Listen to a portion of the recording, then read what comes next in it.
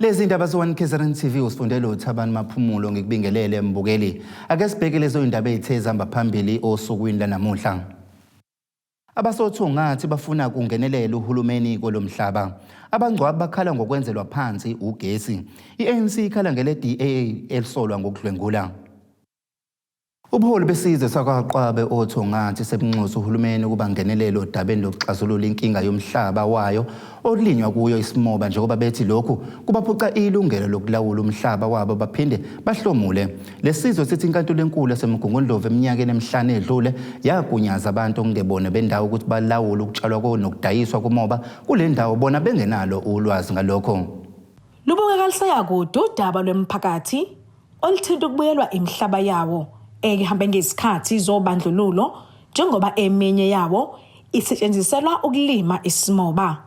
Abesizwe sakwaQwabe Othongathi ngenyanga edlule babhikisha baya kwinkampani ekhiqiza ushukela khona kule ndawo bayovala ukuthi ingamukeli umoba kubantu wona lo mphakathi ongabazi ekubeni wona lo mphakathi ungahlomuli lutho kulokho. Okwenza ukuthi siyo protesta kaHewlett, it was because kwa appointwa ama-independent trustees okuyibona currently ebebegovernisha izinto zalamaplazi lawa asebuyile since we made the claim in 1994.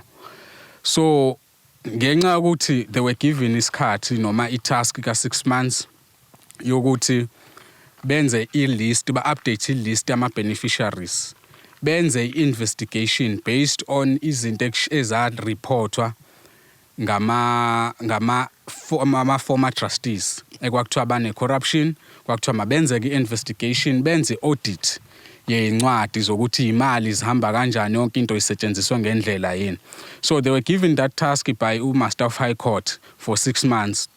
But up until manje sekuphele u5 years akukho ngisho kodwa sebekwenzile. Lesizwe sithi inkantolo enkulu eMaritzburg yathatha isinqumo sokuthi kuhlomule abanye abantu ngophandle kokwaziswa lo mphakathi. Othongathi, you must stop taking umoba from ama independent trustees because we're illegally appointed by uMaster of High Court kwaku-Hadeb in that time, because istipulator kahle i-trust deed ithi before uMaster appoint ama-independent trustees or any trustees kufanele aconsulte umphakathi kuqala, then umphakathi uthathe i-resolution ukuthi naba abantu esibahambisayo, then uMaster of High Court can then make i-appointment based on ama-recommendations enziwe umphakathi. Kanti lo mphakathi uthi usulinda umnyango ezobulungiswa ukuthi ulungise leli phutha elenziwa yile nkantolo. So as for now, uMinister noma i-office laMinister lisithembisile ukuthi by next week we will get a full report kwizinto nabo eyishiwo uMaster ukuthi kwenzakaleni. So we are still waiting for ukuthi umhlaba kubuyiswe kuthini, itrust ibuye kuthina kube yithina esenzela izinto ngokwethu. But also what we should know ukuthi i-term of office yama-independent trustees lawo esikhuluma ngawo, because ezinye zezinto esasizisho sasithi ayinga-extendwa i-term of office yama-independent trustees, or we don't want any new appointment yama-independent trustees akhona mhlambe kuzothiwa siyawalethela kuthiwa abanye abasha abazoba independent, because we believe ukuthi njengomphakathi we are the rightful owners of the land. Ngotebogo Sibisi, eThekwini. Inhlangano yabangcwabi South African Funeral Practitioners Association isafaka ngamafuphi ithi inkinga yagesi yabalimaza kakhulu ngoba kudingeka bathenga izitsiza zikagesi ezolekelela emakhazeni abo. Le nhlangano ithi ukuhamba kwagesi eMgungundlovu kubashiya bengazi ukuthi uzobuya nini. Njengoba sekuyisikhathi sobusika uMasipala uMsunduzi wakhipha istatement uxwayisa izakhamizi ngokuhamba kwagesi. Kanti lo masipala wathi ugesi uzohamba amahora abalelwa kwama5 ngenhloso kwehlisa umthamo kwingqalasizinda. Inhlangano yabangcwabi iSouth African Funeral Practitioners Association isafpa ithe baphoqeleke ukusebenzisa izindodla zemali ukulekelela amabhizinisi abo uma kuhamba ugesi. Umngcwabi uZipho Zondi nongumnikazi we-Amandaba Funeral nophinde abe yilungu lenhlangano uyachaza. Beside i-load shedding kuyenzeka ukuthi unenkinga nje yagesi ke office mhlambe noma endaweni okufanele ukuthi kube khona indlela zokuthi imizimba mayikhona ingakwazi ukuthi yonakale, kube nayo i-backup. So i-backup nayo ilikhunyana ke sisi ngoba ifuna ilezi dumelayo ngoba awukwazi ukuyi-operator wena iyaxhunywa nje ihlale kuyothi noma usekhaya ebusuku ugesi uhamba ebusuku iyakwazi ukukhikha on mangabe sewubuya ugesi buyizicisha yona iyabiza ke njengoba samabhizinisi nathi singeke sisho ukuthi makhulu kuba likhunyana ukuba nawo uthola isikhathi unamakhaza ama-branch awu-2 awu-3 awukwazi ukuthenga injini ebizwa 150,000 kuwona wonke ama-branch kuyashaya ngenxa yokuthi ke vele sisamabhizinisi ungcobo uhulumeni uyasixhasa kokunye kodwa nje kudinga sibe nayo i-backup so that sizokwazi ukuthi si-addresse leyo nkinga. uZondi uthe bamisa ukusebenza uma khambe ugesi eThekwini kakhulu kuthintekile ishayekile impela ingqalasizinda ngoba bekungangeniki emathunini uthola kwesinye isikhathi sifune sihlehlisa imncwabo ngoba asizukwazi ukungena ikhona nemingcwabo eminye nje ekade ikhona uthola ukuthi nalemvula lezokugcina nje kamuva kunekhukhula lezokuqala kelana futhi kwi-weekend leya edlule kwathiwa thina akungcwabeki ukhona kugcine kuphela kufanele ukuthi imizimba ibuyiselwe emakhazeni kuze kwehle ukuze ukwazi ukungeneka emathuneni ngoba bekunodaka kungakwazi ukungeneka. Kanti uqhube wathi kusenzima kubangcwabi ikakhulukazi abaseThekwini kulandela izikhukhula. Lenhlangano ibandakanya abangcwabi besifundazwe iKwaZulu-Natal yonke kanti ingxenye yaleyo yezwe lonke. Ezindabeni ze1KZNTV ngu-Othongathi.Abangcwabi ngibika ngisemgungundlovu. I-ANC kwisifunda iMoses Mabhida ifuna kuthathwe izinyathelo ezinqala ngekhansela le-DA elisolwa ngokunukumeza abesifazana abasebancane. Leli khansela elingaphansi kumasipala uMsunduzi liphethe elinye lemawadi endaweni yaseNodele eMgungundlovu. Okhulumela lesi sifunda uNjabulo Mtolo uthi bafuna incazelo ngokukwenzeka kuleli khansela ngoba sekunesikhathi eside kwafaka isikhalazo ngokuziphatha kwalo. I-ANC kwisifundazwe iMoses Mabhida ifuna kuphenywe ngezinsolo zekhansela le-DA uLucky Naika elisolwa ngokunukubeza besifazane. Kunensolo zokuthi umfoka Naika oyikhansela le-DA unukubeza abantu besifazane ngokocansi ikakhulukazi asondelene nabo la elokhunja la asebenza khona. Okuthi ke lokho ngeke sekuvume njengane nenhlangano ka-African National Congress ngezathu sokuthi kwizwe lethu nje lonkana kunezigameko eziningi zokuhlukunyezwa kwabantu besifazane kanye nengane ngoba abagilwa abantu abasabancane kakhulu kunaye. Umholi we-DA KwaZulu-Natal uFrancis Rogers uthe lezi zinsolo basithathele phezulu balimisa ikhansela kwizinhlelo zeqembu. This type of allegation we take very seriously. When these allegations were first brought to my attention, we immediately suspended the councillor from all of his DA political work. Unfortunately, we cannot suspend him from being a councillor because he's appointed in terms of the provincial regulations. But what we've done is suspended him, as I say. The matter is now currently under investigation. It's gone to our Federal Legal Commission, which is our highest disciplinary body in the party, and that matter is currently being investigated. And obviously we now test the veracity of the allegations, and if they're found to be valid, then obviously there will be serious consequences that will be forthcoming. Usomlomo kumasipala uMsunduzi uEunice Majola uthe bajube ithimba elizophenya ngezinsolo. Kulolu daba lithanda ukuba bucayi ngeke sivele nje silibuke bese sithatha isinqumo kwane recommendation ethi asidlulisele kwi-internal audit basitholele investigator ezo investigator ithole ubuqiniso balento esiyithola as much as Mr Governor wayenabelile kakhulu kwi-complaint yakhe wasinikeza nama affidavit aye ewathole kusisi lo akhuluma ngaye. But sathi mhlambe lokho ngeke kuphelele noma kube enough ukuthi singabe lesithathe nje isinqumo. Sase sidlulisela ke kwaba nento ethi njengekomiti we recommend ukuthi city manager asidlulisela udaba ku-internal audit so that bezo appoint a independent or credible investigator to deal with the matter. uMajola uthe akumele bathathele izinto phezulu kanti leli khansela uLucky Naika sike sakhuluma naye ngaphambilini kwezindaba ze1KZNTV ngesikhathi indawo ayiphethe eNodeli khona eMgungundlovu ihanjelwe ugesi amasonto amaningi. Ezindabeni ze1KZNTV nguAnda Dube ngibika ngisemgungundlovu. Isikole samabanga aphansi eMalikazi eThekwini Windy Heights bungaziviki lokuvikela kwabantwana iChild Protection Week elibungazwa kuleli. Lokhu kuza njengoba iNingizimu Afrika igubezelwe ife elimnyama lokubulawa kwezingane kanti lokhu ngezinye zezinto ezihlalwe ngesikhathi kuqhubeka izinhlelo nalapho abantwana bebefundiswa ngezindlela zokuzivikela kanye nokubaleka kokuphumela obala uma behlukunyezwa. Kusukela mhla zi-29 kuNhlaba kuze kube mhla zi-5 kwephezulu elakuleli lisuke linomkhankaso ohloswe ngawo ukugqugquzela uvikelwa kwabantwana iChild Protection Week. Isikole samabanga aphansi iWindy Heights sibe yingxenye yokuqhutshwa kwawo lo mkhankaso. Uthishanhloko waso lesikole uveze ukuthi ke iningi labantwana abafunda kuso yibo ke abangamele amakhaya ngenxa yezimo ezahlukahlukene. Abantwana abaphethe amakhaya abakhona la egcekeni khona abawomama bewobaba ngoba kunezingane abazigadile emakhaya.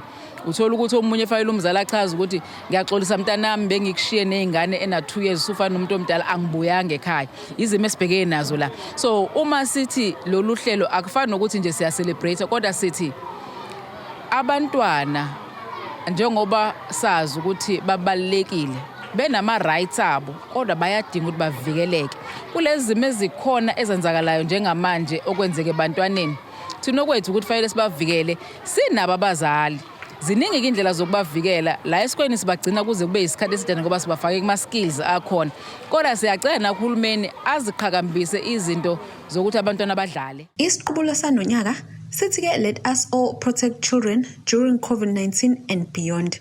Ngokucwaningo kuyavela ukuthi ngale kokwephulwa kwamalungelo abantwana inqaba yabo iba ke yisulu zokuhlukunyezwa ngokubulili, ukushiwa dengwane, ukunganakekelwa ngendlela kanye ke nokweswela imfundo.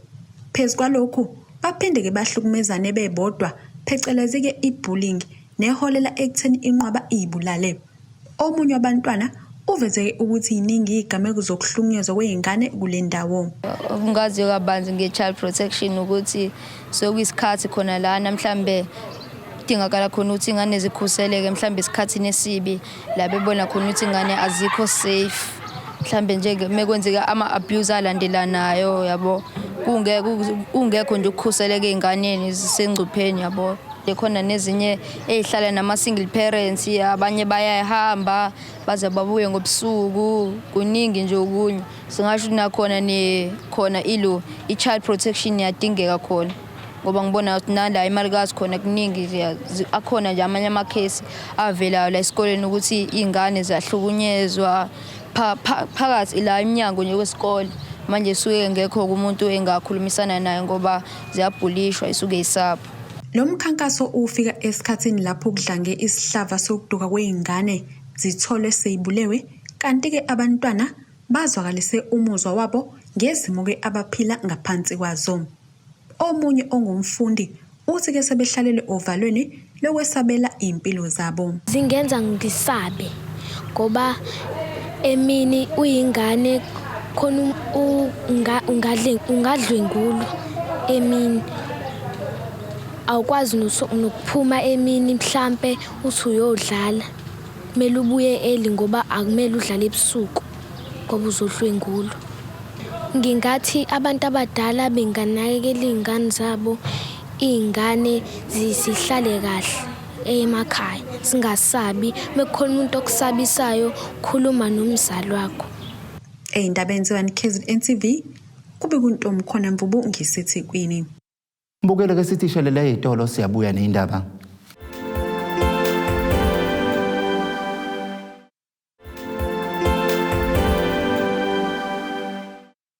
Siphinde sikwamukele embukele indaba enzi1KZNTV ake sibheke lezo indaba ezithezamba phambili osukwini lanamuhla. Abasothungathi bafuna kungenelela uhulumeni kolomhlaba. Abangcwabi bakhala ngokwenzelwa phansi ugesi. iANC ikhala ngele DA elisolwa ngokudlwengula. Lo khulumela amaphoyisa asempangeni enyakatho nesifundazwe KwaZulu-Natal uKapteni Siyanda Shangase usenxusa umphakathi ohambele izinxonxothela zesitolo ukuba baqaphele njengoba kudlange ukwebiwa kwezimoto. Ekhuluma nethimba lesindaba le1KZNTV uShangase uveza ukuthi lezi zigebengu zisebenzisa amathuluzi athile ukuvula izicapha zezimoto bese zithatha konke okungaphakathi. Amaphoyisa asempangeni enyakatho nesifundazwe KwaZulu-Natal asekhipha isexwayiso emphakathini ohambela kwinxonxothela yesitolo ezakhele le ndawo ngobugebengu obudlangile bokutshontshwa kwezimoto ezindaweni zokupaka. Amaphoyisa aveza ukuthi izigebengu zidlange kakhulu kwizindawo zokuthenga nalapho sisebenzisa khona izithuluzi elithile lokuvula izicapha zemoto. Kanti umphakathi kumele uqinisekise ukuthi imoto ivalekile ngaphambi kokuba uhambe uyishiye endaweni yokupaka. Kube nama cases belokhu enzeka over the past few weeks and last month la khona ukuthontshwa khona imoto kuma malls kuma parking ezinye igameko kwezingama carjacking la khona umuntu nje ebanjwa nje inkunzi aphucwa imoto yakhe. Lama cases wabonile kakhulu enzeka eShowe kwenzekile eShowe akhona impela nje report wa eShowe and then bese kuzoba impangeni and around eRichards Bay. So what happens is labantu laba noma angeke ngithi mhlambe ke bo driver bemoto abanikazi bemoto besifisa ukubaqwashisa ukuthi mangabe beyopaka emamall ama shopping center or wherever la basobe benza khona ama groceries abo ababe ngizothi abaqaphi ama surroundings abo ama parkings. If bebona abantu nje aba suspicious please befonela amaphoyisa ku 10111 beke report lokho noma be report ku security management ya kuleyo mall leyo abasola khona ukuthi no khona umuntu suspicious abambonayo kuma parkings. Okay fine. Okunye okubalekile ukuthi uma bepaka avoid ukupaka eindaweni ezingenama car guards. I think yasiza ukuthi bepake endaweni lezi kunama car guards ngoba ama car guards ayakwazi ukugada imoto and azokwazi ukuthi mabebona labantu abasuspicious report ku security management yakuleyo mall or leyo shopping center leyo. Okwesibili engifisa ukuthi ngiqwashise kubantu abadrive imoto ukuthi uma usuwehlile emotweni uyikhiya imoto yakho ungabe uyikhiya ngemabholayiza please uqinisekise usizwe isicapha semoto ukuthi sikhiyile ngempela na ngoba labantu laba banama tools sithi ama carjacking implements ama jamming device khona namanye ke nje amathuza abanawo abakwazi khona ukumanipulate i-computer box yemoto. Amaphoyisa aveza ukuthi asezithendeni zokubamba labasolwa kanti asenxusa umphakathi uba ubikele amaphoyisa uma kukhona okusolisayo ezindaweni zokupaka. Kanti kunamacala abikiwe ezindaweni ezifana naseShowe, iSempangeni, iCentral Park, iFive Ways kanjalo naseLakeside. Yalezi gebengu lezi ezi-operatayo ezi-target lezi hlobo lemoto zama-Toyota kakhulu esikubone beyithatha ama-Ethos Cross, ama-Hilux and so on. So but if kuwukuthi awuhambi ngeToyota akusho ukuthi relax ngoba ubone noma uzwe kuthiwa ngathi batshontsha lezi imoto ekanje ungarelax usiqaphele isimo ama surroundings zakho eva la upaka khona ukuthi uhamba ngalopho hlobo lemoto ngoba kuye kwenzeka sabona futhi bethatha enye imoto ehlule kunalezi ebade listiwe lapha.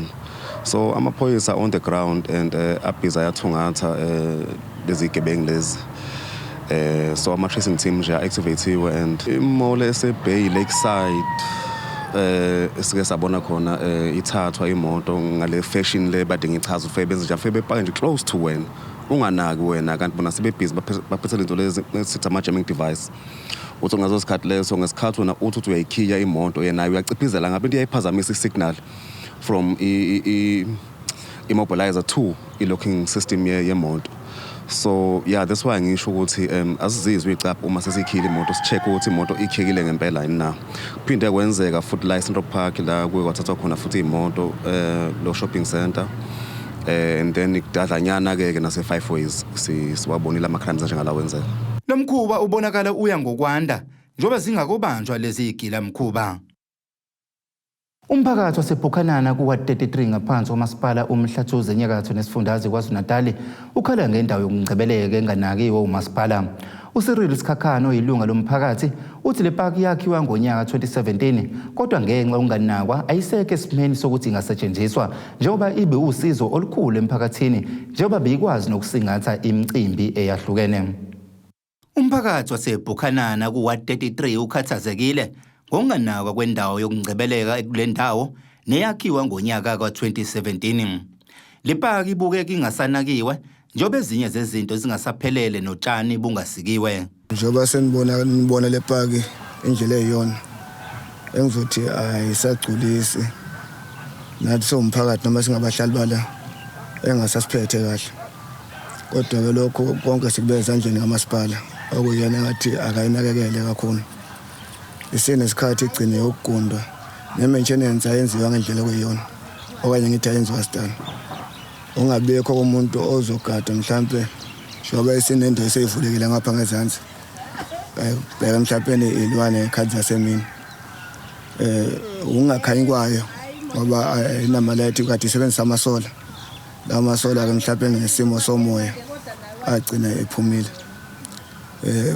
no line okufuze ufake kagesi ngala ema toilet ongazofaka kuze manje since 2017. Umphakathi uthi le ndawo ibiwusizo olukhulu emphakathini njengoba bebekwazi ukuyisebenzisa ukusingatha imicimbi eyahlukene iphinde isetshenziswe yintsha ukudlala okanye ukuzilolonga kuyo. Sinale park la eBukhanana siyacela ukuthi le park isiza kakhulu thina nje njengomphakathi walana ngoFebruary 14 kade senze event yethu singamantombazane sokuthi siyaphazamiseka ukuthi le ndawo ayikho esimeni sokuthi singenza le micimbi siphinde futhi sahlela abantwana bethu ukuthi mabenze imicimbi sabenzela imicimbi yabo abantwana abancane bekule kuyo le ndawo into esiphazamisa ngayo kakhulu kumphakathi siyayithanda isiza kakhulu even nabashadayo bashadi bazoza bashutha kule ndawo. Inkinga yale ndawo ukuthi sivandalazeka kakhulu yalimazeka izinto eziningi noma abantwana bethu sebedlala bayalimala ngoba ezinye izinto zakhona ayisaphelele. Siyacela kumasipala ukuthi usisize usilungisele le ndawo ukuze izobukeka izoba sesimeni esihle siwumphakathi waseBukhanana siyabonga ukuthi sinayo. Kubuya kukuningi sekonakele kule ndawo njengoba inganakiwe futhi ingenawo nonogada ukuze kungantshontshwe ezinye zezinto okanye kucekelwe phansi izinsiza ezikuyona. Imizamo yokuthola umkhandlu uMhlathuze ayizange iphumelele kwaze kwashaya isikhathi sokuya emoyeni. Kuhlonyiswe abafundi bamabanga aphezulu ngolwazi lwemikhakha bangayithatha uma beqeda umatikuletsheni. Lokhu kwenzeke ngesikhathi umnyango wemfundo ephakeme kuleli uhambele ikolishi lokuthuthukisa amakhono laseMgungundlovu namuhla. Lapha begqugquzelwa abafundi ukuba babheke nasemkhakheni wezomsebenzi wezandla ukuze bezoba namathuba amaningi emsebenzi. Kuhlonyuliswe abafundi ngolwazi lwezamakhono abangawafundela uma sebephuthule umatikuletsheni. Umnyango wemfundo ephakeme ubambe lo mcimbi ekolishi FET eMgungundlovu. Umsebenzi wezandla ngigqugquzela abantu ukuthi amathuba esikhathini esiphila kuso manje abantu abazokwazi ukuthi basebenze ngezandla bakwazi ukuthi baziphumelelise bona nemindeni yabo. Uma ubheka esikhathini esiphila kuso nemisebenzi iyancipha. We saw the rate of unemployment is sitting at 43% for youth. Lokho kusho ukuthi kumele sibe neindlela ezinye zokuthi abantu abasha bathola amathuba. Kanti uma ke ukwazi ukuthi usebenze ngezandla ungaqasheka ungasiqalela yakhe ibhizinisi ukwazi ukuthi uphile ngaleyo ndlela. Owekolishi uthe bazigqaja ngokucija abafundi ngamakhono abenza ukuthi baqasheke kalula uma sebephothulile. Students are exposed to I believe a more viable alternative with a wide variety of artisan OFO code areas available. And when they are complete with whatever technical or vocational qualification they've done, they are actually work ready. So here, our motto in terms of TVET is we train for employability. And I believe we do that very successfully. And we are really appreciative of the Department of Higher Education and Training in terms of the World Skills South Africa in putting together this event, because it assists us to raise awareness. Abafundi abebehambele lo mcimbi bathe bajabule futhi sebeyazi ukuthi iziphi izifundo okumele bazenze ukuze bezofundela imisebenzi abayifunayo ngemumva kokuphasa umatekuletsheni. Lelithuba kumina lisho kukhulu ngoba nami sengizokwazi ukuthi ngikhethe ukuthi iziphi izifundo engifuna ukuzenza next year ngazi kabanzi nangazo. Ngongisize kakhulu la because I got to learn ngezinto ehlukahlukene ngama careers ahlukahlukene ekade ngingazi ngawo especially and manje anginika umqondo omningi ukuthi mase ngiqede ugrade 12 ngizokwenzani and kuzosiza kanjani around like South Africa and people. Lo mcimbi usaqhubeka kwezinye izindawo kanti uzophothulwa eThekwini. Ezindabeni ze1KZNTV Ayanda Dube ngibika ngisemgongundlovu. Mbukele ke siya ekhefini siyabuya neindaba.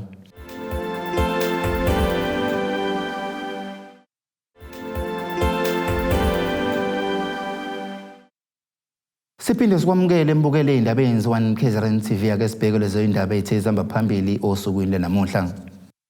Abasothungathi bafuna kungenelela uhulumeni kolomhlaba. Abangcwabi bakhala ngokwenzelwa phansi ugesi. I-ANC ikhala ngele DA elisolwa ngokudlwengula. Mbukele ke sibheke engosini yezomnotho.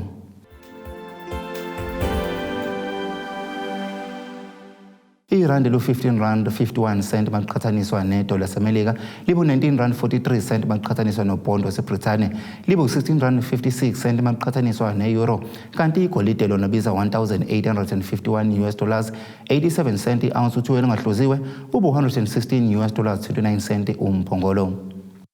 Mbukele ke sibheke engosini yezemidlalo.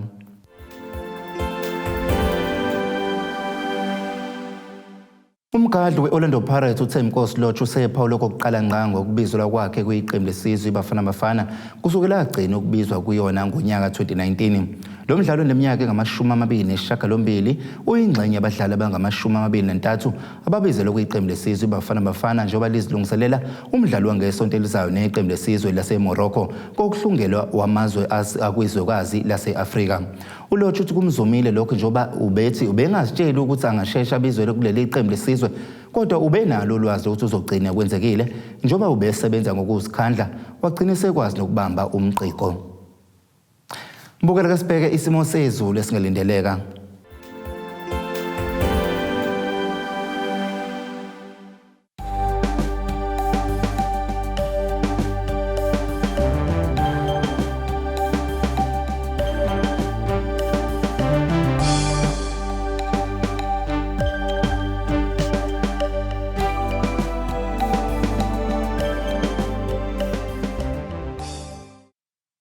Mbukele zingakhe besikuphathele zona siyithemba lesindaba le1KZNTV izindaba ziphele kuphela isikhathi nisale kahle.